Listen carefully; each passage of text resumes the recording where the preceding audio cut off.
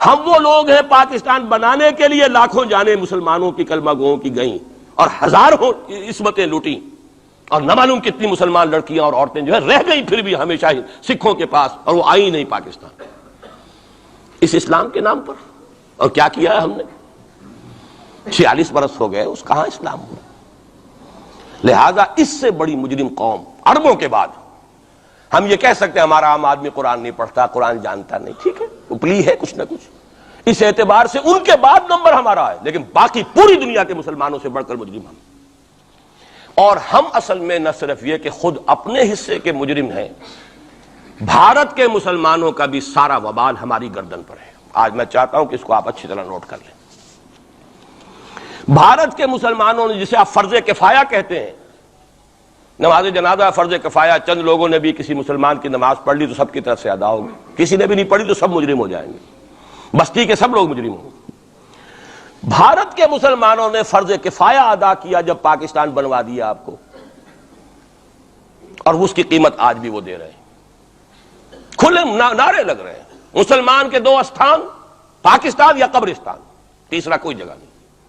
ڈنکے کی چوٹ کہا بابری مسجد کے بعد ایل کے اڈوانی نے، ہم ساری مسجدیں گرا دیں گے ہندوستان کے اندر، کوئی مسجد باقی نہیں چھوڑے، ڈنکے کی چوٹ، اعلانیہ، یہ سب کچھ ہو رہا، اور یہ نعرے تو نہ معلوم کب سے لگ رہے ہیں، اور نہ معلوم کب سے میں یہاں ان مسجدوں کے اندر بھی اور اپنی تقریروں میں غور کرتا رہا ہوں کہ کیا وہاں ہو رہا ہے، لیکن ہمارے تو کان پر جوں نہیں ریگتی، ہمارے تو وہی دھندے ہیں، وہی کاروبار ہے، اپنا بزنس ہے، اس کے سارے مسئلے ہیں، اس کی اپنی بلڈنگیں ہیں، اپنی موٹریں ہیں، اپنے ٹیلی ویژن ہیں، اپنے کئی کورسز کے ڈنرز ہیں۔ اللہ خیر صلی اللہ، ہمیں بحث کیا اسلام سے؟ تو بتائیے ہم سے بڑا مجرم کون ہوگا؟ آج جو کچھ ہندوستانی مسلمان پر بیت رہی ہے اس کا جرم ہمارے کندھے پر ہے۔ یہ میں جذباتی انداز میں نہیں کہہ رہا، میں تو 2 اور 2 4 کی طرح ثابت کر سکتا ہوں۔ انہوں نے فرض کفایہ ادا کر دیا، اور اس وقت یاد کیجئے مولانا ابوالکلام آزاد، مولانا مدنی، جمعیت علماء ہند کے علماء اپنے تقدس اور اپنے تدین اور اپنے تقوی کے اعتبار سے انکوسچنیبل، کوئی شک و شبہ نہیں ہو سکتا ان کی نیت پر اور ان کے تقوی پر اور کردار پر، انہوں نے کیا کہا تھا؟ یہی کہا تھا کہ یہ پاکستان بنا کر تم مسلمانان ہند کو 3 حصوں میں تقسیم کر دو گے۔ 3 میں کہا تھا، 2 میں نہیں، 3 میں، حالانکہ بظاہر تو ایک پاکستان بن رہا تھا نا، لیکن یہ مولانا ابوالکلام آزاد کے الفاظ تھے کہ 25 برس سے زیادہ یہ 2 خطے یکجا نہیں رہ سکتے، اور 25 برس کیا، 24 برس میں ٹوٹ گیا پاکستان، 25 برس پورے نہیں ہوئے، اور ان کے الفاظ تھے یہ کہ 25 برس سے زائد جمع نہیں رہ سکتے، 24 برس میں ختم ہو گیا۔ 16 دسمبر 1970 کو پاکستان ختم ہو گیا کہ نہیں ہو 71 کو۔ بہرحال نوٹ کرنے کی بات ہے، ہم نے کیا کہا تھا؟ میں بھی مسلم لیگی تھا، میں نے بھی نعرے لگائے ہیں، چاہے غیر شعوری دور تھا، ہائی اسکول اسٹوڈنٹ تھا، پاکستان کا مطلب کیا، لا الہ الا اللہ، فلک شگاف نعرے لگائے ہیں، اور نوائے وقت کا پرچہ انتظار کرتے تھے اسٹیشن پر کھڑے ہو کر، حصار ریلوے اسٹیشن کے اوپر، کہ اب گاڑی آئی اور اب نوائے وقت لیا اور پھیل گئے پورے شہر میں اس کو پہنچانے کے لیے۔ ہم کیا کہا کرتے تھے؟ جی نہیں، 2 طرف سے پاکستان جو ہے مضبوط پاکستان ہوگا، ہندوستان میں کسی ہندو کو جرت ہوگی مسلمان کے لیے کوئی میلی نگاہ سے دیکھنا بھی؟ وہ سارے خواب کہاں گئے؟ وہ تو حرم ہوئے، وہ 2 طرف کا جفا تھا وہ تو ختم ہوا، اس لیے کہ وہ زنبور تو اب رہا ہی نہیں، وہ تو کھل گئی، نوٹ ہی ختم ہوئی وہ مشرقی پاکستان۔ اور حال یہ ہے کہ آپ کی وزیر اعظم بنگلہ دیش نے یہ بھی پسند نہیں کیا کہ بابری مسجد پر جو بیان تھا وہ نواز شریف صاحب کے ساتھ مشترک بیان دے دیں، یہ اشتراک بھی دنیا کے سامنے نہ آ جائے کہ مشرقی پاکستان سابقہ اور اس وقت بنگلہ دیش کی وزیر اعظم اور مغربی پاکستان جو اب وٹ ریمینز آف پاکستان کے تحت صرف پاکستان ہے، اس کے وزرائے اعظم نے مشترکہ بیان دے دیا، یہ بھی نہیں آنا چاہیے۔ یہ حال ہے ہمارا، حالانکہ بات اپنی جگہ پر کوئی ایسی نہیں تھی، کوئی سیاسی نہیں، ایک مذہبی معاملے کے اوپر اظہار رائے کرنا تھا، انہوں نے کہا نہیں، آپ کے ساتھ مشترک بیان میں نہیں دوں گی، نہیں دیا اس نے۔ تو وہ جو تھا 2 طرف سے جفا وہ تو سن 71 میں کھل گیا۔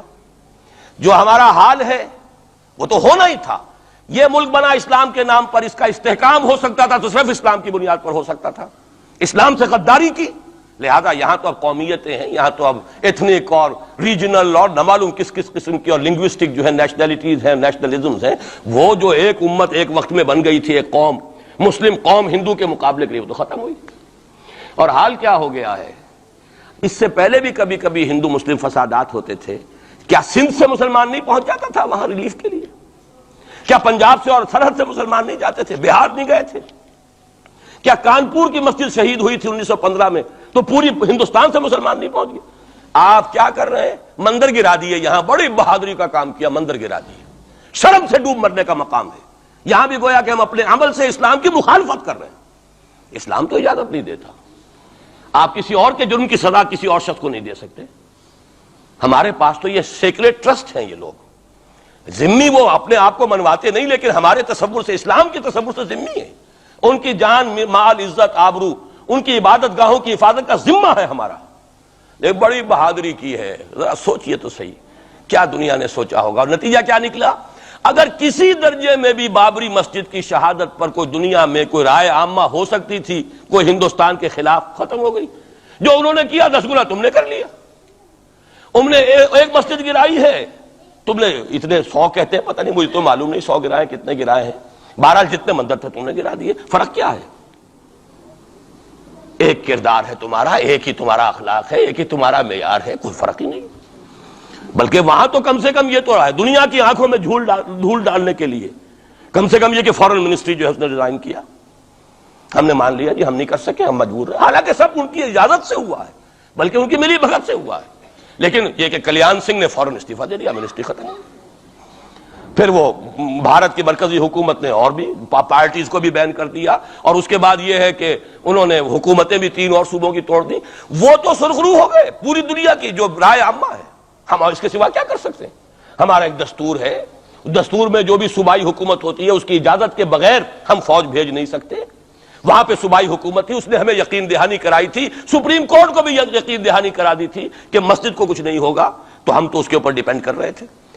ہے سب جھوٹ، سب کو پتا تھا جو کچھ ہوگا، اندر خانے ملی بھگت تھی، لیکن یہ ہے کہ کم سے کم انہوں نے فیس سیونگ کے لیے ان کے پاس مواد موجود ہے، آپ کے پاس تو وہ بھی نہیں۔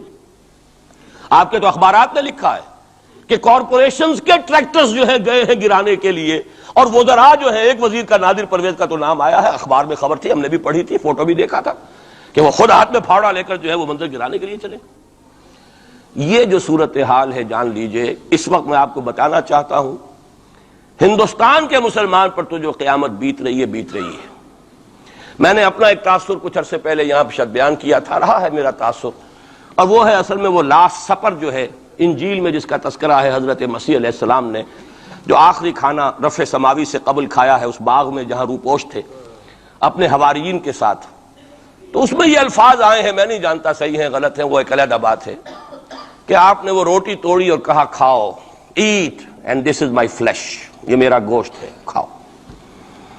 اور اس کو کہتے ہیں وائن، کوئی مشروب ہوگا جو بھی ہوگا، ڈالا کہ پیو، drink and this is my blood.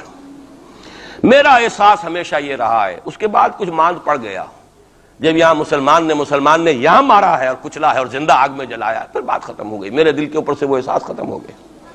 وہاں ہندو کے ہاتھوں جب مسلمان کے ساتھ یہ کچھ ہوتا تھا تو پھر جب میں کھانا کھاتا تھا محسوس کرتا تھا کہ میں ہندوستانی مسلمان کا گوشت کھا رہا ہوں اور ہندوستانی مسلمان کا خون پی رہا ہوں۔ یہ ہمیں عیش جو یہاں حاصل ہے، جو آرام حاصل ہے، جو ہمیں یہاں پر سہولتیں حاصل ہیں، جو معاشی اس کی کاسٹ پر ہے۔ اس نے آپ کو یہ ملک لے کر دیا اور آج تک اس کی قیمت ادا کر رہا ہے، اور ہم جو ہے عیش کر رہے ہیں، گل چھرے اڑا رہے ہیں۔ یہاں جس کے پاس 2 پیسے ہو گئے برقع اتار کے اس نے پھینک دیا، یہ معلوم ہوتا ہے کہ یہ تو مفلسی کو چھپانے کا ذریعہ تھا۔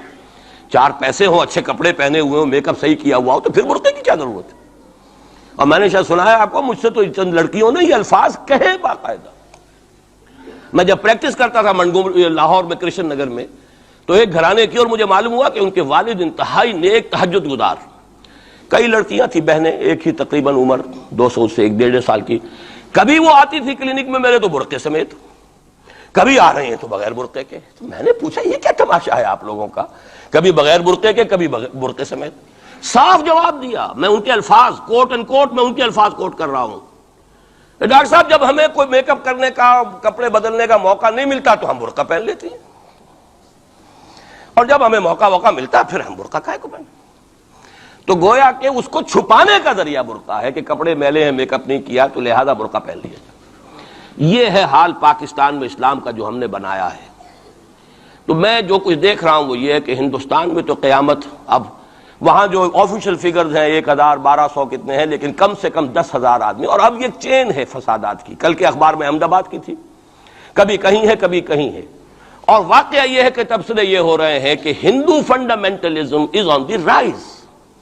یہ جو کچھ ہوا ہے، جتنا بھی اس کے اندر ان کو گرایا گیا ہے، ان کی حکومتیں گرائی گئی ہیں، اس سے انہیں تقویت حاصل ہو رہی. They are getting stronger and stronger.